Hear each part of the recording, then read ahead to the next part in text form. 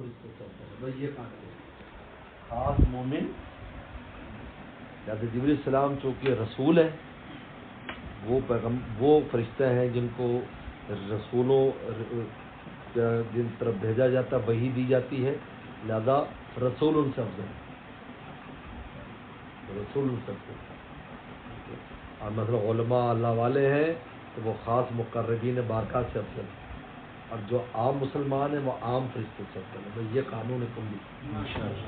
اب اس پر خود قیاس کرتے ہیں. یہ 4 بڑے فرشتے ہیں، ان 4 بڑے فرشتے جو ہے نا ان سے پیغمبروں کی جماعت میں افضل. یہ اس وجہ سے.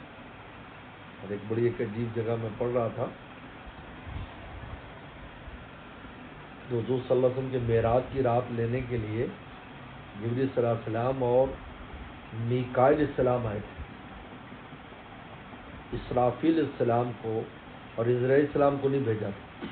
کہا کہ اس لیے کہ یہ 2 فرشتے وجود کے لیے، عالم کے وجود کی بقا کے لیے 2 فرشتے، جبریل السلام اور میکائیل السلام. میکائیل السلام یہ بادلوں وغیرہ کے نظام ان کے ہاتھ میں، اور جبریل صلی اللہ علیہ وسلم وحی اور علوم لاتے ہیں جن سے بقا ہے عالم کی.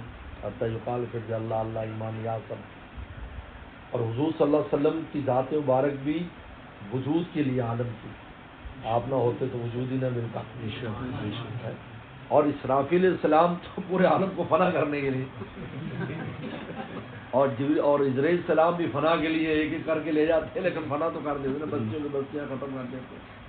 اس نے فرمایا ان کو بھیجا جو وجود کے ضامن ہے کہ اس ذات کو لے کر آپ کی وجہ سے کائنات کو. سبحان اللہ. میں نے پہلے پڑھا ان کو وہ تو فنا سے تنگ ہے.